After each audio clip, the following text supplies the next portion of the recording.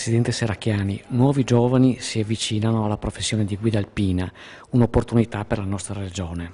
Beh, sicuramente è un'opportunità di lavoro e anche di un'elevata professionalità. Dall'altra c'è l'opportunità per la nostra regione di farci conoscere anche nella tradizione delle grandi guide alpine, penso a Comici, a Cughi, insomma, che fanno conoscere questo territorio in tutto il mondo e che in qualche modo oggi riusciamo a riconfermare grazie anche al lavoro fatto in questi anni, che ci consegnano una legislazione, una possibilità davvero di creare posti di lavoro e anche una qualità di investimento nel nostro turismo che possiamo garantire con queste professionalità.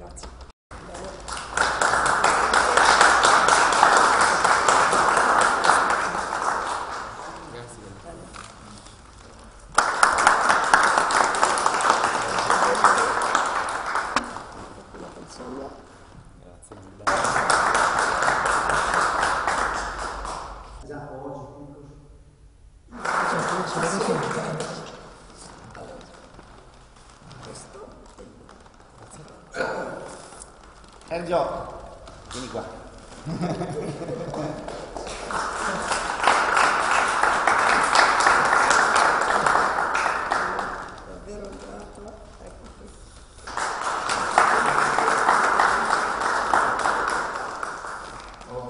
Glielo diamo alle mani del Presidente, per piacere.